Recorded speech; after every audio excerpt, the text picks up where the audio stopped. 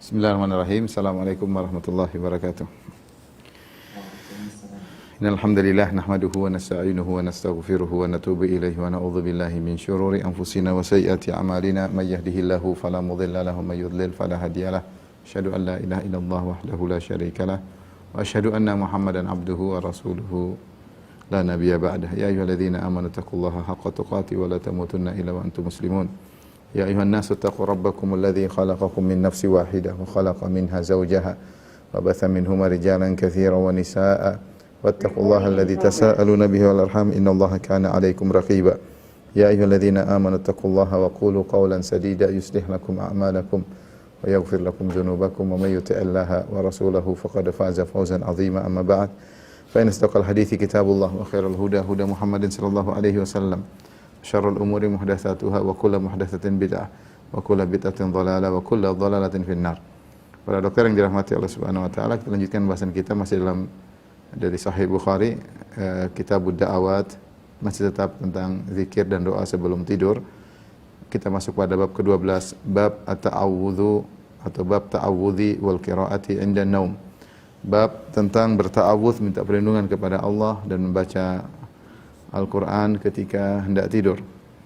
Imam Al-Bukhari berkata, qala hadatsana Abdullah bin Yusuf, qala hadatsana Al-Laits, qala hadatsani Uqail an Ibn Shihab akhbarani Urwah an Aisyah radhiyallahu ta'ala anha anna Rasulullah sallallahu alaihi wasallam kana idza akhadha madja'ahu nafatha fi yadayhi. Dari Aisyah radhiyallahu ta'ala anha adalah Nabi sallallahu alaihi wasallam jika hendak tidur maka beliau meniupkan di kedua tangannya seperti orang berdoa ditiupkan. Wa qara al-mu'awwidzat, kemudian beliau membaca al-mu'awwidzat. Yang dimaksud al-mu'awwidzat dalam riwayat yang disebutkan itu qul huwallahu ahad, surat qul huwallahu ahad, surat qul a'udzu birabbil falaq, surat qul a'udzu birabbin nas. Wa masaha bihima jasadahu, kemudian beliau mengusap jasad beliau dengan kedua tangannya tersebut. Hadis ini diriwayatkan oleh Imam Bukhari dalam beberapa tempat, di antaranya dalam Kitabut Thib, dan beliau menjelaskan dengan panjang lebar dalam Kitabut Thib, namun kita ringkaskan penjelasan beliau. Intinya di antara sunnah Nabi sallallahu alaihi wasallam kalau hendak tidur beliau membaca al-mu'awwidzat. Al-mu'awwidzat yaitu dari ta'widzat, yaitu perlindungan, seperti qul a'udzu birabbil falaq sama qul a'udzu birabbin nas. Itulah al-mu'awwidzatan, dua surat yang di mana seorang minta perlindungan kepada Allah Subhanahu wa taala. Tetapi ternyata kalau kita lihat riwayat yang lain, selain al-mu'awwidzatan, selain qul a'udzu birabbil falaq, qul a'udzu birabbin nas, ternyata ada juga qul huwallahu ahad sebelumnya. Sehingga ketiga surat ini disebut dengan al-mu'awwidzat mim babi taglib, mim bab dominan ya. Seperti orang Arab mengatakan kedua orang tua disebut dengan al-abawan, kedua orang tua, padahal ab artinya adalah ayah, artinya ibu. Tapi kalau al-ab dan al-um digabungkan dikatakan al-abawan, yaitu kedua orang tua. Sama seperti al-qamar wa syams. Al-qamar rembulan, matahari adalah syams, ketika digabungkan dua ini disebut al-qamaran, dua rembulan, maksudnya matahari dan rembulan. Al-abawan maksudnya adalah ayah dan ibu, bukan dua bapak tapi ayah dan ibu. Demikian juga al-mu'awwidzat, sebenarnya yang disebut dengan mu'awwidz dua, qul a'udzu birabbil falaq sama qul a'udzu birabbin nas. Surat qul huwallahu ahad tidak ada situ permintaan perlindungan kepada Allah, tetapi digabungkan dan dikatakan dengan al-mu'awwidzat karena seakan-akan tiga ini satu rangkaian. Al-mu'awwidzat yaitu surat-surat yang dimana kita minta perlindungan kepada Allah Subhanahu wa taala. Inilah yang dimaksud dengan al-mu'awwidzat, yaitu surat-surat yang meminta perlindungan kepada Allah yang Rasulullah SAW baca sebelum tidur.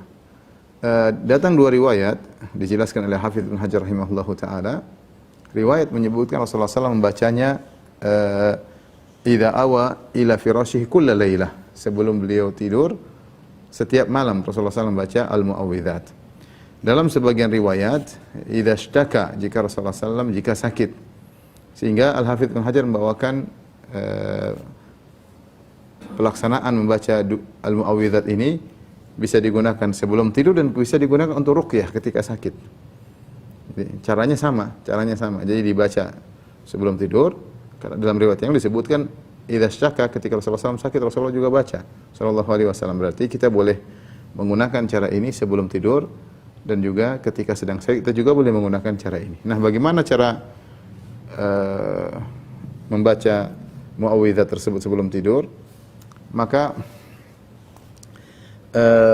ada khilaf di kalangan para ulama ya. Dalam sebagian riwayat disebut Rasulullah SAW meniup lalu membaca. Jadi tiup dulu. Jadi nafath. Jadi ada namanya nafakh. Nafakh itu meniup. Kalau nafath itu ada sedikit liur. Kalau yang lebih anunya adalah meludah ya, tapi ini kita tidak sampai pada meludah. Jadi antara meniup dengan yatful, atau di antara meniup dan meludah, yaitu nafas, disertai dengan sedikit air liur ya. Jadi kita baca sambil kita membaca surat tersebut ya. Membacanya ada yang mengatakan ditiupkan dulu, kemudian baca qul huwallahu ahad, qul a'udzu birabbil falaq, qul a'udzu birabbin nas, baru kemudian mengusap di ra'sihi, wajah, kepala, kemudian wajah, seluruh badan. Bahkan disebutkan dalam hadis, yaitu semua yang mungkin disentuh oleh tangan. Ada yang mata sampai belakang juga. Ini caranya demikian. Kemudian ditiup lagi, baru kemudian baca qul huwallahu ahad, qul a'udzu birabbil falaq, qul a'udzu birabbin nas, baru kemudian diusap lagi wajah, kepala, wajah, semua badan, semuanya sampai ke belakang yang mungkin kita sentuh, dan kita tiup lagi. Ini pendapat pertama, sebagaimana zahir hadis Rasulullah SAW meniup dulu baru kemudian baca. Pendapat kedua, bahwasanya dibaca dulu baru ditiup. Karena yang dimaksudkan adalah keberkahan tiupan atau air liur yang sudah terkena dengan qiraah. Sehingga itu yang mau kita usap ya. Kalau kita tiup dulu belum ada apa-apa. Sehingga sebagian ulama berpendapat kita baca dulu baru kemudian kita tiupkan. Jadi tiupan yang mengandung sedikit riak air liur inilah yang sudah terkena bacaan Al-Qur'an. Itulah yang kemudian bermanfaat untuk perlindungan tubuh kita ketika hendak tidur. Jadi baca begini, baca qul huwallahu ahad, Allahu samad, lam yalid wa lam yulad, bismillahirrahmanirrahim, qul a'udzu birabbil falaq, min syarri ma khalaq, min syarri ghasiqin idza waqab, min syarri nafathati fil 'uqad, wa min syarri hasidin idza hasad. Bismillahirrahmanirrahim. Qul a'udzu birabbin nas, malikin nas, ilahin nas, min syarril waswasil khannas, alladzi yuwaswisu fi sudurin nas, minal jinnati wan nas. Baru tiup, baru kemudian diusap wajah, semua badan, kepala. 3 kali diulang. Ini pendapat kedua. Sebagian pendapat disebutkan oleh Hafiz Ibnu Hajar tadi sempat baca, yaitu indal qiraah, dibacanya ketika sedang baca. Jadi qul huwallahu ahad, Allahu samad, lam yalid wa lam yulad wa lam yakul lahu, begitu. Jadi setiap baca ayat ditiup. Kemudian sampai 3 surat baru diusap. Diulangi 3 kali. Ini 3. Dan saya pernah melihat peruqyah melakukan model ini juga. Ya, ini setiap ayat dia baca dia tiup, setiap ayat dia baca dia tiup. Bisa al-amru wasi', sebagaimana perkataan Syekh Utsaimin rahimahullahu taala. Perkaranya mudah ya. Yang penting maksudnya adalah mencampurkan antara tiupan dengan bacaan Al-Qur'an. Ya. Kemudian kita usapkan ke seluruh tubuh kita sebelum kita tidur. Dalam sebagian riwayat, ketika Rasulullah SAW sakit, Rasulullah SAW juga melakukan hal ini. Jadi ini bisa digunakan sebelum tidur, dan ketika sakit juga kita boleh meruqyah diri kita dengan membaca muawwidzat tersebut. Kemudian saya bacakan pendapat Ibnu Hajar. Ibnu Hajar berkata, waqad warada fil qiraa'ah inda naum iddatu ahaditsa sahihatun. Atau iddatu ahaditsa sahihatin ya. Ada beberapa hadis sahih yang menjelaskan tentang membaca Al-Qur'an ketika hendak tidur. Hadis sahih tadi sudah jelas, qul huwallahu ahad, qul a'udzu birabbin nas, al-muawwidzat, ini dibaca sebelum tidur. Baik, ada lagi bacaan Al-Qur'an yang lain seperti ayatul kursi dibaca sebelum tidur. Ini dalam Sahih Bukhari, hadisnya sahih. Kemudian juga dalam hadis Abu Mas'ud, 2 ayat terakhir dari surat Al-Baqarah, amanar Rasul, dan seterusnya. 2 ayat terakhir dari surat Al-Baqarah ini juga dibaca sebelum tidur. Ini juga dalam Sahih Al-Bukhari. Kemudian hadis yang disahihkan juga oleh Ibnu Hajar atau dihasankan, hadis Naufal al-Asja'i dari Nabi SAW, di mana beliau berkata kepada Naufal, "Iqra' qul ya ayyuhal kafirun." Baca surat qul ya ayyuhal kafirun fi kulli lailatin wa nam ala khatimatiha. Bacalah surat qul ya al kafirun setiap malam dan tidurlah setelah engkau membaca qul ya ayyuhal kafirun. Fa innaha bara'atun minasyirki, karena qul ya al kafirun adalah bentuk berlepas diri daripada kesyirikan. Hadis ini ada khilaf di kalangan para ulama tentang kesahihannya. Ada khilaf, sebagian ulama mensahihkan dan sebagian ulama mendhaifkan hadis ini ya. Tetapi Ibnu Hajar menghasankan atau mensahihkan hadis ini. Kemudian juga hadis Al-Irbad bin Sariyah. Rasulullah SAW membaca surat Al-Musabbihat. Al-Musabbihat itu adalah surat-surat yang dibuka dengan sabbaha atau yusabbihu. Seperti surat Al-Hadid, seperti surat Al-Hasyr, kemudian juga surat Al-Jumu'ah, kemudian surat At-Taghabun ya. Ini surat-surat yang dibuka dengan sabbaha atau yusabbihu lillah, sabbaha lillah ya, itu semua disebut dengan surat Al-Musabbihat. Ini juga khilaf di kalangan para ulama, sebagian ulama mendhaifkan hadis ini dan sebagian ulama menghasankannya. Di antara yang menghasankan adalah Ibnu Hajar rahimahullahu taala.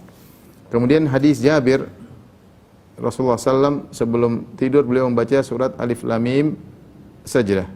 Alif Lam Mim tanzilul kitabi la raiba fihi min rabbil alamin. Alif Lam Mim As-Sajdah, yang dikenal Alif Lam Mim As-Sajdah. Kemudian surat Tabarakalladzi biyadihil mulku wa huwa ala kulli syai'in qadir, surat Al-Mulk.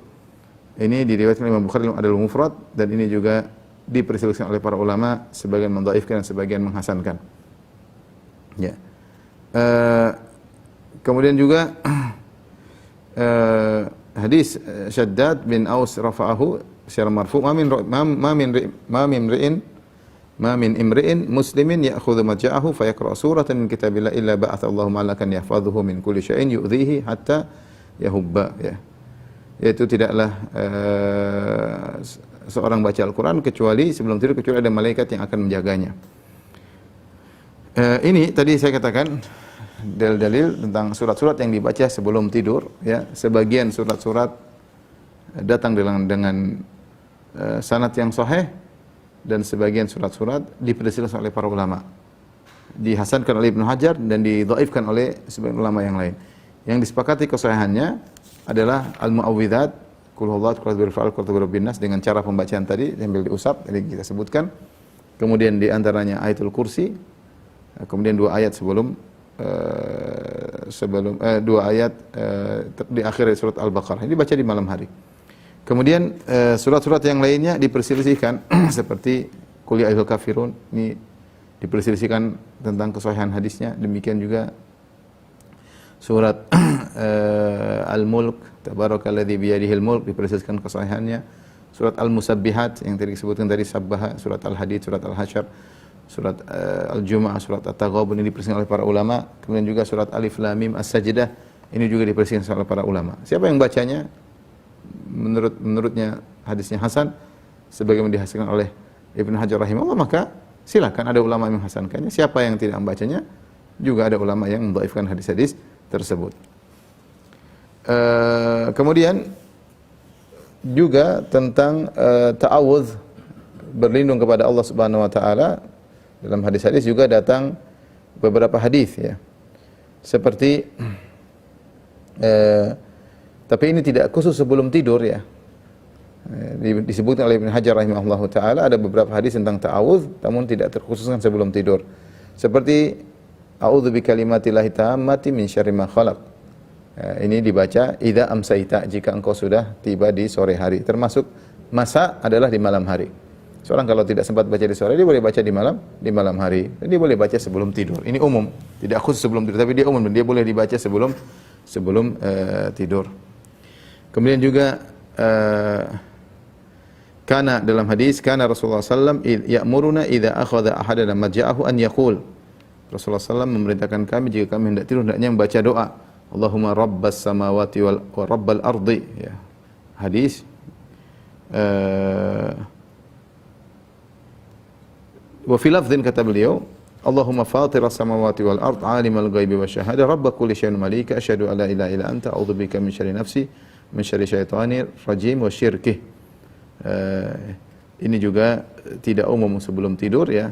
Ini hadis muawwidzat atau ta'widzat, minta perlindungan, di sore hari boleh dibaca dan sebelum tidur juga boleh dibaca. Kemudian juga hadis Ali radhiyallahu anhu, kana yaqulu inda madja'ihi. Ya. Ini dibaca oleh Ali dan dikatakan marfu' dari Nabi sallallahu alaihi wasallam, adalah Rasulullah sallallahu sebelum tidur beliau baca, Allahumma inni a'udzu biwajhikal karim wa kalimatika tammati min syarri kulli syai'in anta akhidhun binasiyatihi. Hadis ini dibaca sebelum tidur. Jadi Ibnu Hajar menyebutkan beberapa doa-doa yang bisa dibaca sebelum tidur. Sebagaimana sudah kita jelaskan pada pertemuan lalu, doa-doa ini dicontohkan oleh Nabi sallallahu alaihi wasallam, tidak harus dibaca semuanya. Siapa yang bisa baca semuanya baik, dia mengingat Allah sebelum tidur dengan berbagai macam doa dan zikir dan bacaan. Dan jika dia tidak sempat, dia baca sebagiannya pun tidak jadi masalah. Tapi bab berikutnya, bab Al-Imam Al-Bukhari berkata rahimahullah taala, qala haddatsana Ahmad bin Yunus qala haddatsana Zuhair qala haddatsana Ubaidullah bin Umar qala haddatsani Sa'id bin Abi Sa'id Al-Maqburi an abihi an Abi Hurairah qala qala Nabi sallallahu alaihi wasallam, idza awa ahadukum ila firashihi falyanfudh firashahu bidakhilati izarihi. Jika salah seorang dari kalian hendak tidur, maka hendaknya dia tepiskan atau dia bersihkan, kebasi tempat tidurnya dengan bagian dalam sarungnya. Fa innahu la yadri ma khalafahu alaihi. Semuanya tidak tahu ketika dia pergi meninggalkan tempat tidurnya, mungkin ada sesuatu di tempat tidurnya. Tsumma yaqul, kemudian dia setelah itu dia tidur sambil berdoa, bismika rabbi wada'tu jambi wa bika arfa'uh. Ya Allah, dengan namamu lah yang Engkau Tuhanku, aku bisa meletakkan lambungku. Wa bika arfa'u, dan karena Engkau pula lah aku bisa mengangkat lambungku. In afsakta nafsi farhamha, jika Engkau ternyata ketika aku tidur Kau tahan nyawaku, yaitu Kau wafatkan aku, maka rahmatilah nyawaku tersebut. Wa in arsaltaha, jika ternyata Kau lepaskan kembali nyawaku sehingga aku terbangun, fahfadha bima tahfadhu bihi ibadaka shalihin, maka jagalah jiwaku sebagaimana dengan penjagaan yang Kau gunakan untuk menjaga hamba-hambamu yang salihin. Wa qala tabahu Abu Dhamra wa Ismail bin Zakaria an Ubaidillah wa qala Yahya bin Sa'id wa Bishr bin Al-Faddal an Ubaidillah an Sa'id an Abi Hurairah an Nabi sallallahu alaihi wasallam wa rawahu Malik wa Ibnu Ajlan an Sa'id an Abi Hurairah an Nabi sallallahu alaihi wasallam. Ini Al-Hafidz Al-Bukhari menyebutkan riwayat-riwayat yang lain. Baik, ini di antara adab sebelum tidur. Di antaranya kita membersihkan tempat tidur kita dengan menggunakan sarung yang kita pakai. Apakah ini khusus sarung ataukah Rasulullah menyebutkan hal ini karena memang kebiasaan orang-orang ketika itu memakai izar. Izar itu sarung. Cuma sarungnya bukan seperti kita, sarung yang tertutup, sarung kain dilipat, diputar ya, seperti kain ihram, itu namanya izar. Kalau sudah dijahit itu namanya sarung. Izar ya, gampangannya itu izar ya. Dulu para salaf mereka menggunakan zaman Nabi sallallahu alaihi wasallam, mereka menggunakan izar dan rida. Rida adalah pakaian atas ya, selendang bagian atas ya. Kadang mereka bisa jahit dalam bentuk jubah, gamis, kadang berupa kain aja. Jadi kain bawah, kain atas. Itu di antara baju yang mereka gunakan ketika dahulu. Kadang mereka menggunakan izar, kadang mereka menggunakan sirwal, tapi sirwal mungkin tidak mudah, harus jahit bentuk celana ya. Nah, tapi kalau kain mudah digunakan kapan saja, tinggal punya kain bisa digunakan, kain bawah, kain atas. Kain bawah namanya izar, kain atas namanya rida. Kita bilang selendang, kita bilang sarung di bagian bawah. Nah, Rasulullah SAW mengatakan, "Idza awa ahadukum ila firashihi," jika salah seorang dari kalian hendak tidur di tempat tidurnya, falyanfudh firashahu bidakhilati izarihi, maka hendaknya dia kebasi dengan sarungnya bagian dalam. Jadi kita sarung bagian dalam ya. Jadi maka di sini ada khilaf di kalangan para ulama. Apa maksudnya bidakhilati izarihi? Hendaknya dia kebaskan dengan bagian dalam sarungnya.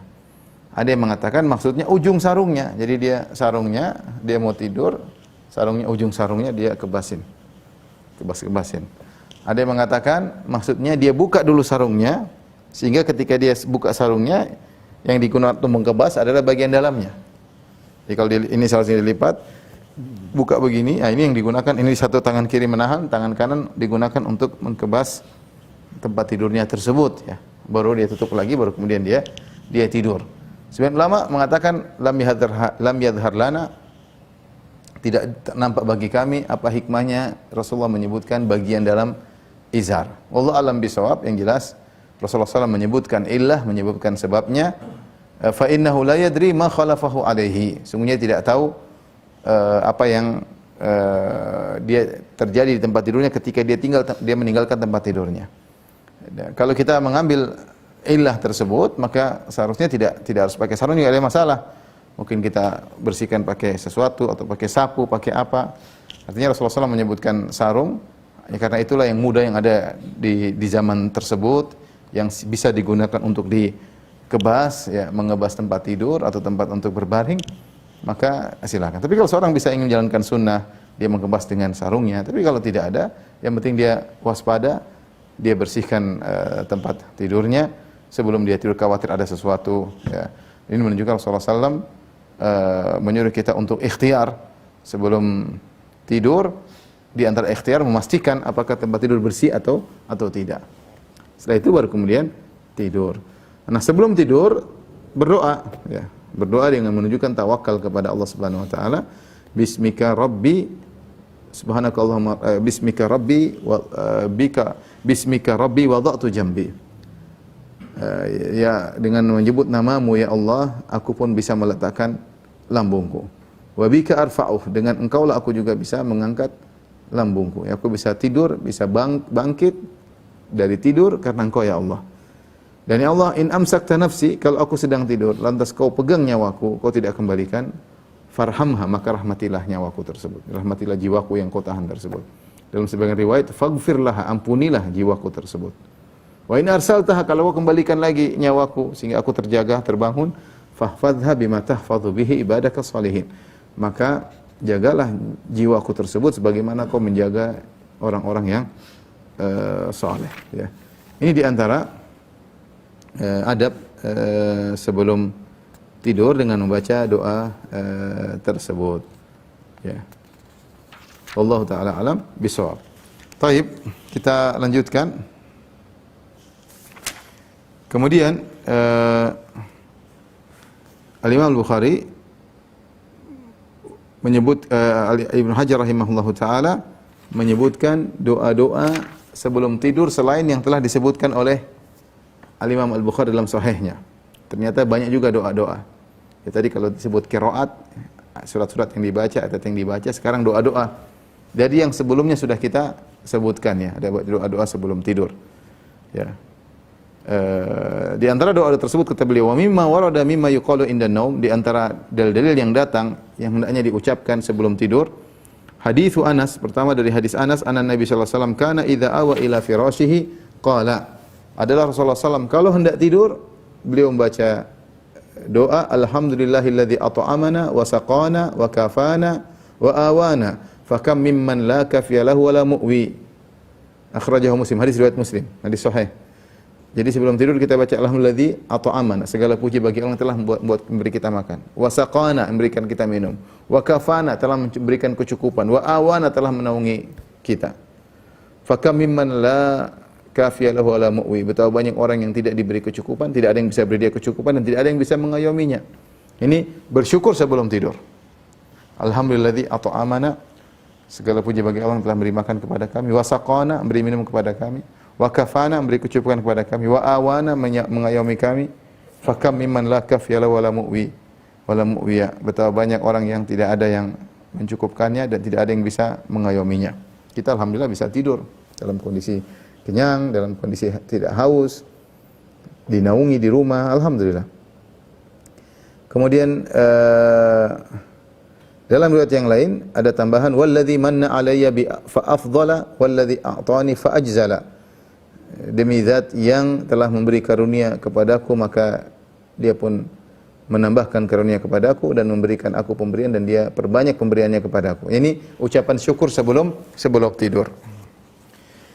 Kemudian juga di antara doa atau zikir yang dibaca oleh Nabi sallallahu alaihi wasallam sebelum tidur, dalam hadis Ali bin Abi Thalib radhiyallahu anhu, Rasulullah sallallahu bersabda, kana yaqulu inda madja'i, Rasulullah SAW bersabda sebelum atau membaca sebelum tidurnya, Allahumma inni a'udzu biwajhikal karim wa kalimatika tammati min syarri ma anta akhidhun bi nasiyatihi. Allahumma anta takshiful ma'tham wal maghram. Allahumma la yuhzam junduka wa la yukhlafu wa'duka wa la yanfa'u dzal jaddi minkal jaddu subhanaka wa bihamdik. Yang artinya, ya Allah, Allahumma inni a'udzu biwajhikal karim, aku berlindung dengan wajahmu yang mulia, wa kalimatika tammah, dan aku berlindung dengan kalimat-kalimatmu yang sempurna, min syarri ma anta akhidhun bi nasiyati, dari kejahatan makhluk yang engkau memegang ubun-ubunnya. Allahumma anta takshiful ma'tham wal maghram, ya Allah, engkau lah yang telah bisa menyingkap, menghilangkan dosa-dosa, dan engkau bisa menghilangkan hutang, ya. Allahumma la yuhzamu junduk, ya Allah, tentaramu tidak akan terkalahkan, wa la yukhlafu wa'duk, dan janjimu tidak akan terselisihkan, wa la yanfa'u dzal jaddi minkal jadd, tidak ada suatu pun yang bisa memberi manfaat kecuali dengan izinmu, ya. Subhanaka wa bihamdik, ya, maha suci engkau dan segala puji bagimu. Ini juga di antara doa sebelum tidur.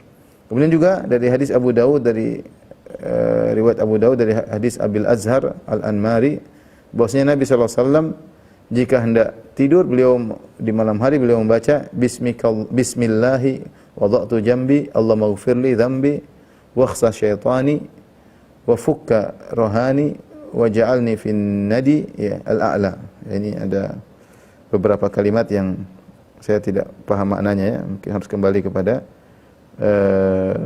maknanya. Coba kita baca doanya. Bismillah, yaitu ya Allah, menyebut nama Allah. Wada'tu jambi, aku meletakkan lambungku. Allah maghfirli dhanbi, ya Allah, ampunilah dosa-dosaku. Wakhsa syaitani, wakhsa syaitani, yaitu hinakanlah syaitanku.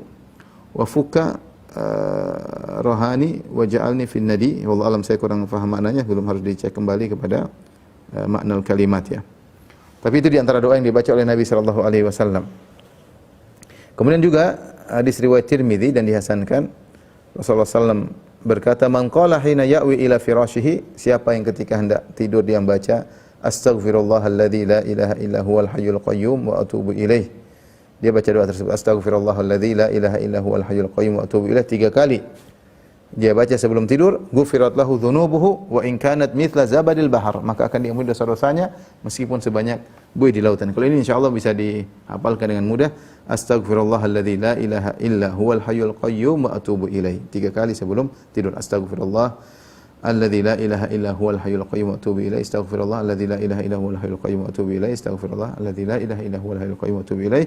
Jika dibaca sebelum tidur, maka diampuni dosa-dosanya meskipun sebanyak buih di lautan.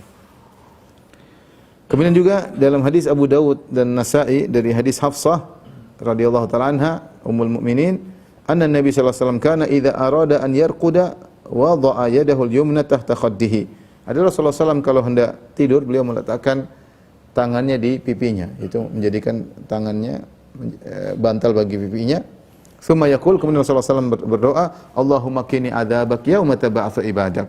Ya Allah, lindungilah aku dari azabmu hari di mana engkau bangkitkan hamba-hambamu. Doanya mudah. Allahumma qini adzabak yauma tab'atsu ibadak. Ya Allah, lindungi aku dari azabmu hari di mana engkau bangkitkan hamba-hambamu.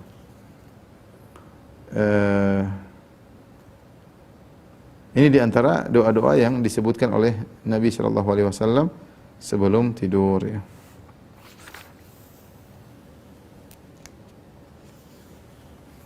Baik. Nah, kita lanjutkan bab berikutnya, bab doa nisfal lail, ya. Bab berdoa ketika di tengah malam, ya. Jadi doa sebelum tidur, ya, sudah selesai kita sebutkan, ya. Barang siapa ingin melihat kembali, maka silakan bisa ditonton kembali, ya, kajian-kajian kita sebelumnya, ya, karena doa sebelum tidur ternyata banyak. Doa-doanya banyak, zikirnya banyak, qiraatnya juga banyak, ya. Kita lakukan, kita baca sebagian, tidak harus semuanya, ya. Tidak harus semuanya. Baik, bab berikutnya bab doa nisfal lail, bab berdoa ketika di tengah malam. Al-Imam Al-Bukhari berkata, qala haddatsana Abdul Aziz bin Abdullah, qala haddatsana Malik an Ibnu Syihab an Abi Abdullah Al-Aghar wa Abi Salamah bin Abdurrahman an Abi Hurairah radhiyallahu ta'ala anhu anna Rasulullah sallallahu alaihi wasallam qala, dari Abu Hurairah radhiyallahu anhu, Rasulullah SAW bersabda, yatanazzalu Rabbuna tabaraka wa ta'ala kulla lailatin ila sama'id dunya. Sungguhnya Rabb kita yang maha tinggi, yang maha mulia turun setiap malam ke langit dunia. Hina yabqa thuluthul lailil akhir, ketika tersisa sepertiga malam yang terakhir. Yaqulu, Allah berkata, man yad'uni fa astajiba lahu. Siapa yang berdoa kepadaku maka akan aku kabulkan doanya. Man yas'aluni fa utiyahu. Siapa yang minta kepadaku akan aku kabulkan permintaannya. Wa man yastaghfiruni fa aghfir lahu. Siapakah yang beristighfar kepadaku, niscaya aku akan mengampuninya. Ini tentang anjuran kalau seorang bangun di tengah malam, maka hendaknya dia berdoa kepada Allah Subhanahu wa taala, ya. Jika didahului dengan salat itu baik, tapi tidak harus didahului dengan salat. Tidak harus didahului dengan apa? Salat. Sepertiga malam yang terakhir, kalau dia sempat terbangun, dia ingat Allah Subhanahu wa taala, maka kemudian dia berdoa, memohon, minta ampun, maka saat-saat tersebut adalah saat-saat yang penuh keberkahan karena Allah Subhanahu wa taala turun ke langit dunia, ya. Apalagi jika didahului dengan ibadah kepada Allah Subhanahu wa taala.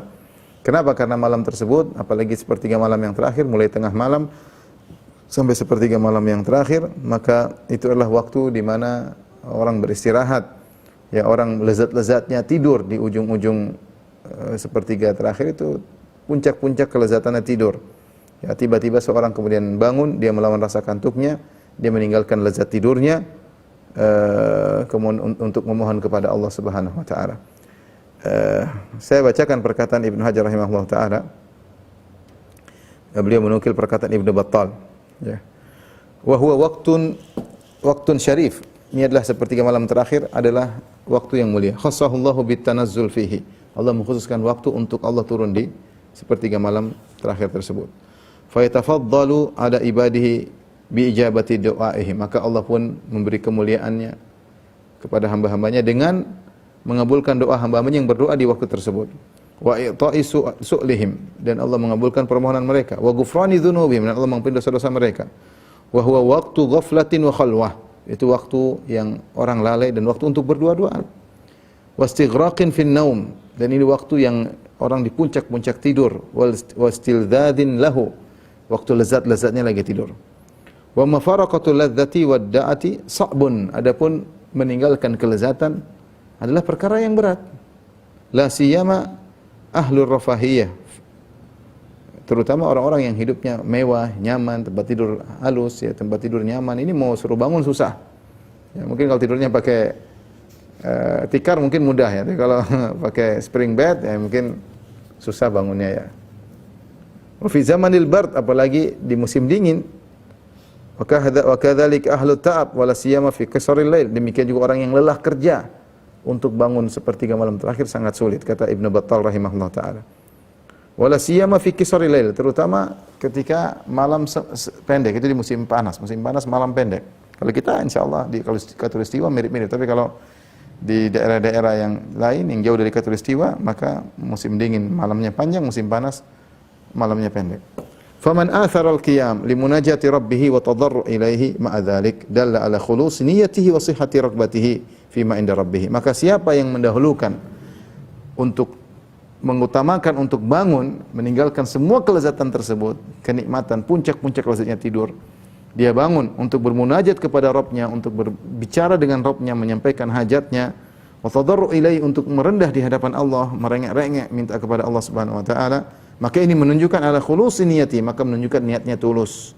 Wasihati raghbati fi ma inda rabbi, menunjukkan dia benar-benar berharap janji Allah Subhanahu wa taala.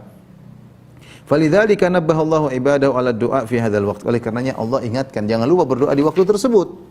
Alladzi takhlu fihi nafsu min khawatirid dunya wa ulaqiha. Yang di mana waktu tersebut jiwa ini sudah lepas daripada kegiatan-kegiatan duniawi, lagi fokus berdoa dengan Allah Subhanahu wa taala. Maka minta, jangan lupa minta sama Allah. Ya. Liyastash'iril 'abdu al-jidda wal ikhlas li rabbih, agar seorang hamba berusaha untuk bersungguh-sungguh dan ikhlas untuk Rabbnya. Ini bukti bahwasanya kita yakin dengan janji Allah, kita yakin Allah turun ke langit dunia, kita yakin Allah Maha mengampuni, Maha mengabulkan doa, maka kita bangun, Ya. Maka jangan sampai hari-hari lewat kita tidak sempat bangun di sepertiga malam yang terakhir, ya. Sepertiga malam terakhir bagaimana mengetahuinya? Mudah. Ambil aja waktu maghrib, jam berapa, waktu azan subuh jam berapa, bagi tiga. Bagi tiga, sepertiga terakhir itulah sepertiga malam yang terakhir ya. Kalau kita sekarang misalnya, coba kita kira-kira,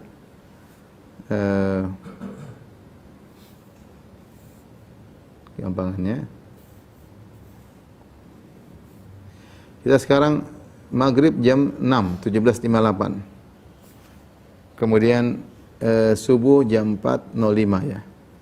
Atau jam 4 lewat 5. Jam 6 sampai jam 4 ada sekitar 10 jam. Jam 6 sampai jam 4 ada 10 jam. 10 jam kalau kita bagi 3 ya berarti 3,33 kira-kira, 3,33. Kalau kita ukur mundur dari 3,33 jadi jam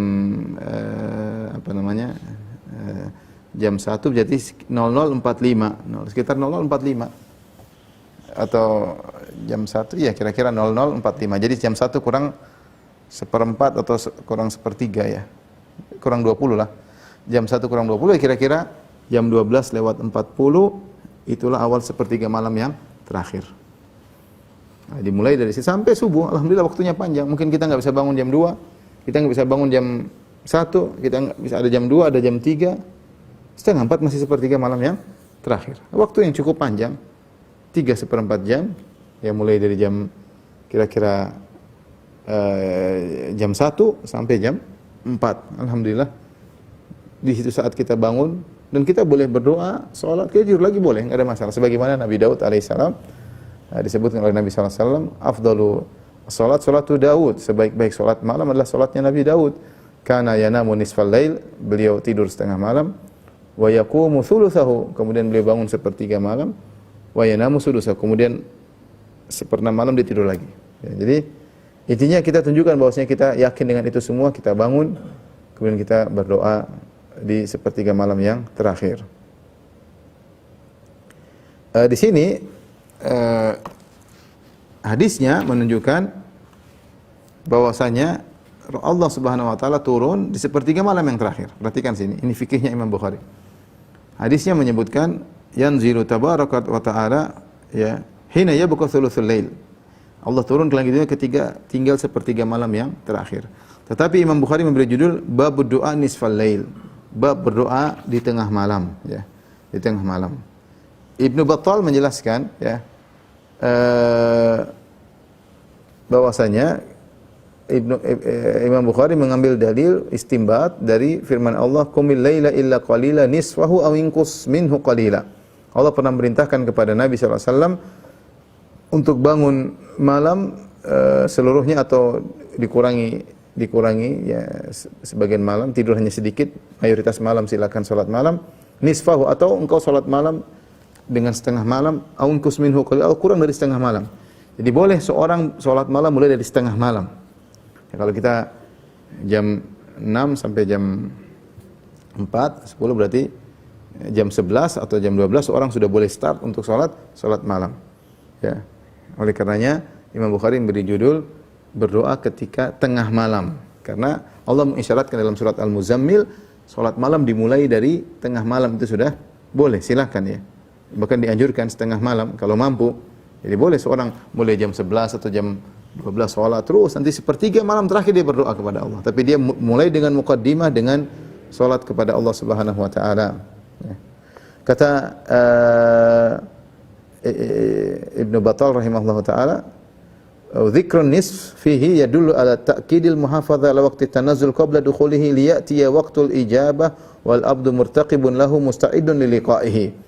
Jadi kata Ibnu Battal rahimahullahu taala, maka hendaknya seorang hamba bangun tengah malam, kemudian dia mulai salat menunggu waktu tengah malam tersebut, sepertiga malam terakhir. Begitu tiba waktu sepertiga malam terakhir, maka dia pun berdoa kepada Allah Subhanahu wa taala. Jadi dia supaya tidak lewat, dia bangun sebelum waktu sepertiga malam yang terakhir. Baik, ikhwan dan akhwat yang dirahmati Allah Subhanahu wa taala, Ibnu Hajar rahimahullah dalam dalam hadis ini beliau mentakwil ya. Beliau berkata yang dimaksud dengan turun bukannya Allah Subhanahu yang turun, tapi maksudnya adalah turunnya malaikat rahmat atau yang semisalnya. Ya, tentunya adalah takwil yang menyelisihi akidah Ahlussunnah wal Jamaah. Bahwasanya kita meyakini Allah Subhanahu wa taala turun ke langit dunia dan kita tidak tahu bagaimana kaifiyahnya ya. Sebagaimana ketika Imam Malik ditanya, Ar-Rahmanu 'alal 'arsy istawa, Allah beristiwa di atas arsy, kaifa istawa, bagaimana cara Allah beristiwa? Maka Imam Malik menjawab, al-istiwa'u ma'lum, bahwasanya beristiwa di atas arsy dipahami maknanya. Wal imanu bihi wajib, dan kita wajib mengimaninya. Wasu'alu anhu bid'ah, dan bertanya bagaimana adalah bid'ah. Maka demikianlah kita terapkan perkataan Imam Malik ini kepada seluruh sifat-sifat Allah Subhanahu wa taala. Kita bilang namanya kita beriman Allah turun ya ke langit dunia, bagaimana kita tidak tahu ya. Dan kita tidak takwil, kita katakan ini yang turun adalah perintahnya, atau kita mengatakan yang turun adalah rahmatnya, atau kita mengatakan yang turun adalah malaikatnya. Karena kalau kita takwil begitu akan menimbulkan kelaziman-kelaziman yang buruk. Sebagaimana dijelaskan oleh Ibnu Qayyim rahimahullahu taala dalam kitabnya As-Sawa'iqul Mursalah. Beliau bantah takwil itu semua. Kalau kita takwil yang turun malaikat, malaikat turun ke langit, apa faedahnya? Kemudian malaikat apakah berani berkata, siapa yang meminta ampun kepadaku? Karena dalam hadis disebutkan Allah turun, kata Nabi, kemudian Allah berkata, siapa yang minta ampun kepadaku akan aku ampuni. Siapa yang minta kepadaku, siapa yang berdoa kepadaku akan aku kabulkan. Dan tidak mungkin malaikat mengucapkan demikian. Yang mengucapkan pasti Allah Subhanahu wa taala. Kalau kita bilang malaikat yang turun, malaikat tidak mungkin mengucapkan demikian. Siapa yang mohon ampun kepadaku, karena siapa yang berdoa kepadaku, karena tidak boleh berdoa kepada malaikat. Berdoa kepada malaikat adalah syirik. Kalau ada yang mengatakan yang maksud adalah turun rahmat. Rahmat Allah turun sampai ke bumi, bukan cuma sampai nyantol di langit dunia ya. Tidak cuma nyantol langit dunia. Kalau rahmat cuma turun langit dunia, apa faedahnya buat kita yang bangun malam? Ada yang mengatakan yang turun adalah perintah Allah. Perintah Allah tidak terkhususkan cuma sepertiga malam terakhir. Yudabbirul amra minas sama'i ilal ardi. Perintah Allah berjalan terus berkesinambungan, terus menerus setiap saat, tidak terkhususkan pada sepertiga malam yang terakhir. Dan tentunya berbeda ketika seorang mengatakan Allah yang turun, tentunya dia akan semangat, kan Rob dia mendekat kepadanya, ya dia semangat. Beda dengan kalau katakan yang turun malaikat, yang turun perintah Allah, yang turun rahmat Allah. Jadi tidak begitu, jadi hambarlah hadis-hadis ini. Kita katakan Rasulullah SAW adalah a'lamun nasi billah, orang yang paling paham tentang Allah Subhanahu wa taala. Rasulullah SAW afsahul khalq, orang yang paling fasih dalam menyampaikan. Dan dia adalah ansahul khalq, dia adalah orang yang paling ingin beri nasihat kepada umatnya. Tidak mungkin Rasulullah SAW bilang Allah turun maksudnya ternyata malaikat. Ini seakan-akan Rasulullah bikin teka-teki, Rasulullah SAW menjebak. Dan itu tidak pantas kita ucapkan kepada Nabi SAW. Oleh karenanya kita berakidah di atas akidah salaf, bahwasanya kita amir ruha kama ja'at bila kaif. Kita imani sebagaimana Rasulullah SAW kabarkan, dan tidak perlu kita tahu bertanya bagaimananya, karena kita tidak tahu bagaimana Allah, tidak tahu bagaimana Allah di luar alam semesta ini bagaimana ya. Kita enggak ngerti sehingga tidak bisa kita analogikan dengan makhluk-makhluk yang ada. Kita cukup beriman, pokoknya Nabi mengatakan demikian, kita imani dan kita yakin Allah Subhanahu wa taala turun ke langit dunia. Di saat itulah kita bangun agar kita merasa dekat dengan Allah, kita berdoa, kita minta kepada Allah Subhanahu wa taala. Dan ini juga menunjukkan tentang bagaimana luasnya rahmat Allah dan maha baiknya Allah Subhanahu wa taala. Allah yang maha pencipta, yang tidak butuh kepada hambanya, tapi dia yang mencari hambanya untuk memberi karunia kepada hambanya. Kalau kita bicara biasanya orang miskin yang mencari orang kaya. Biasanya orang miskin yang mengetuk pintu orang untuk meminta kepada Rabb kita. Maka saya semangatkan diri saya dan juga kepada para pemirsa, jangan lupa untuk sepertiga malam terakhir bangun ya, meskipun 5 menit, 10 menit, kalau bisa didahului dengan salat, itu yang terindah, meskipun seperempat jam, meskipun setengah jam, kemudian berdoa minta kepada Allah, sampaikan curhat yang mau dicurhatkan kepada Rabbul Alamin. Karena Allah telah berjanji akan mengabulkan. Wallahu ta'ala alam bisawab. Ini saja yang saya sampaikan. Insyaallah kita lanjutkan pada pertemuan berikutnya dalam doa-doa yang lain selain daripada doa sebelum tidur. Wallahu ta'ala alam bisawab. Kalau yang bertanya saya persilahkan. Jazakallahu Ustaz.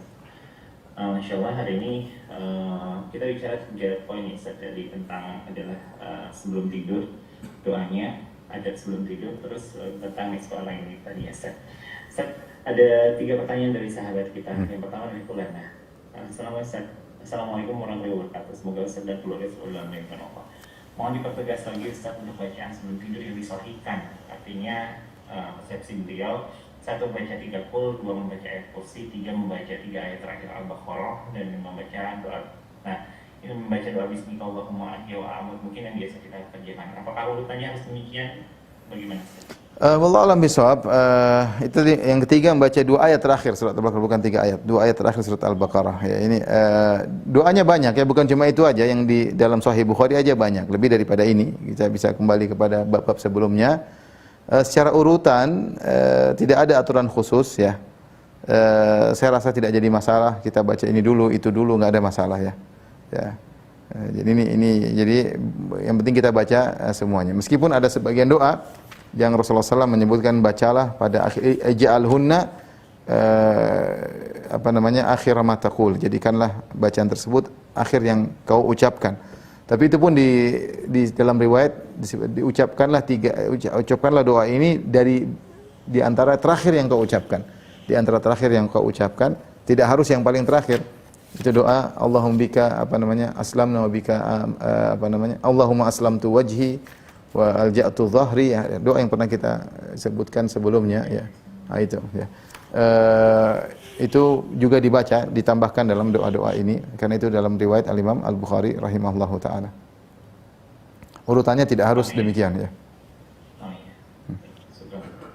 Pertanyaan berikutnya dari sahabat kita juga ada, izin Ustaz bertanya untuk adab sebelum tidur. Tadi kan disampaikan membahas bagian dalam izar kepada tempat tidur.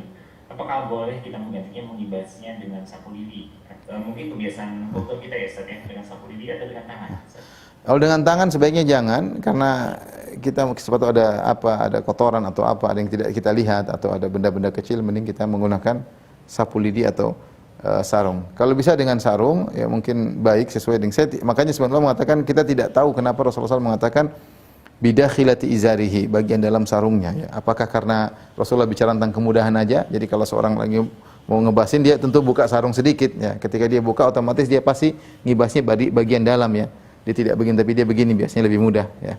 Ya, bukan dia keluarkan tapi dia beginikan ya.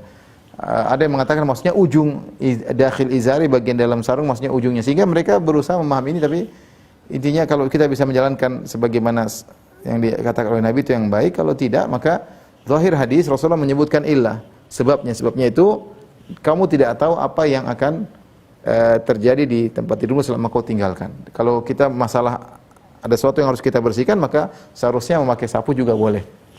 Ya, apalagi kalau kita lagi nggak pakai sarung. Kita lagi nggak pakai sarung ya sudah.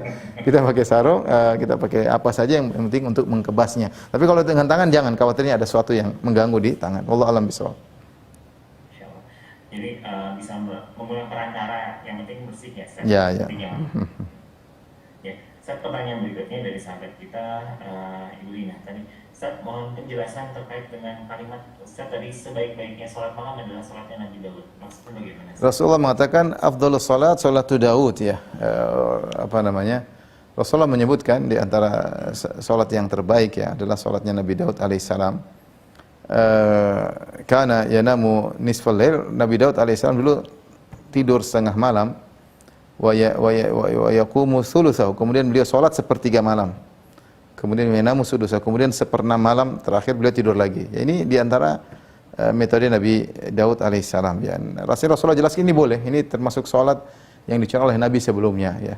Yang Rasulullah contohkan juga ada ya, Rasul bangun sepertiga malam terakhir kemudian terus salat sampai azan, sampai menjelang azan subuh, kemudian istirahat berbaring di atas lambung kanan sambil menunggu menunggu qomat ya.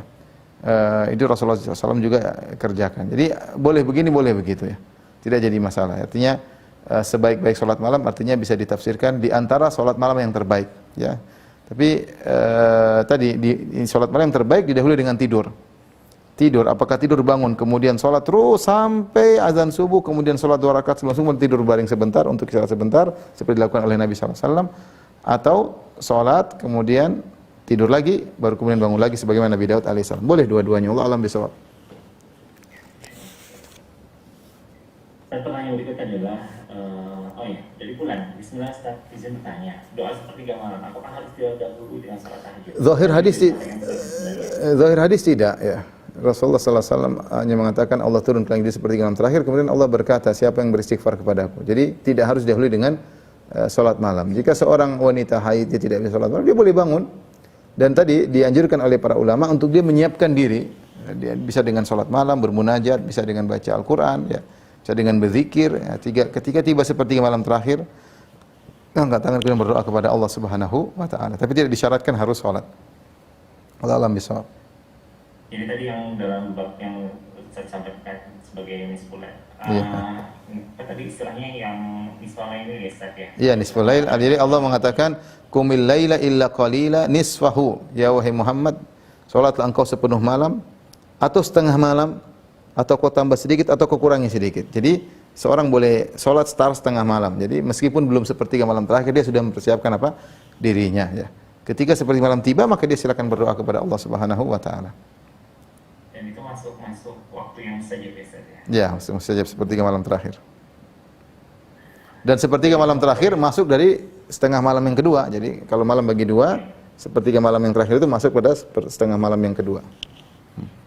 Jadi kalau tadi Ustaz pakai maghrib kita hitung dan jam subuh jam 4 artinya kurang lebih jam 11 jam 12 itu setengah ya Ustaz ya? Iya, kira-kira gitu ya. Iya. Sepertiga malam terakhir kira-kira jam 1 kurang, jam satuan. Jam satuan. Ustaz, ini dari Ummu Hurairah dan kayaknya mengulang permintaan saya kemarin Ustaz. Assalamualaikum Ustaz, doa mau tidur tulisan Arab dan artinya bisa ditemukan di mana ya? Kalau bisa di Oh iya ya.